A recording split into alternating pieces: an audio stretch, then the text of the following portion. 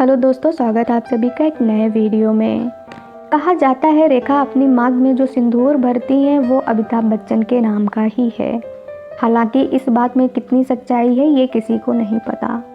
जया, रेखा और अमिताभ बच्चन का love triangle भी काफ़ी चर्चा में रहा है।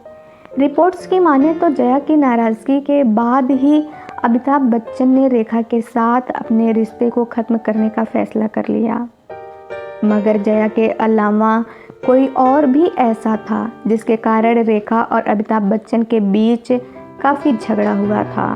फिल्म लावारिस में अमिताभ बच्चन और रेखा ने एक साथ काम किया था और इस समय दोनों एक दूसरे के साथ रिलेशनशिप में थे और इसी फिल्म में ईरानी भी थी और वो इस फिल्म में एक डांसर थी, जिसे लेकर ये कहा जाता है कि अमिताभ बच्चन की नज़दीकियाँ ईरानी के साथ बढ़ने लगी थी। ये बात फिल्म इंडस्ट्री में फैल चुकी थी और ये बात किसी तरह से रेखा को भी पता चली।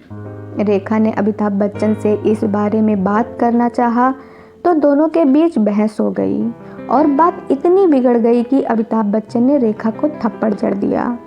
बताया जाता है कि इसके बाद रेखा उनके साथ काम नहीं करना चाहती थी और वो इस घटना से काफ़ी दुखी हो गई थी और वो अमिताभ बच्चन से बहुत नाराज़ थी। यश चोपड़ा की फिल्म सिलसिला इस थप्पड़ वाली घटना के बाद उन्हें ऑफर हुई थी, लेकिन रेखा ने इस फिल्म में काम करने से मना कर दिया था। लेकिन यश चोपड़ा को इस फिल्म में रेखा, जया और अमिताभ बच्चन का लव ट्रायंगल दिखाना था और उन्हें हर हाल में इस फिल्म में इन तीनों को कास्ट करना ही था और यश चोपड़ा ने किसी तरह से रेखा को मना लिया।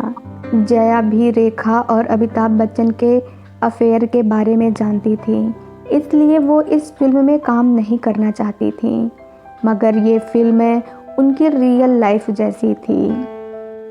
यश चोपड़ा ने जया बच्चन को समझाया और इस कहानी के बारे में भी बताया।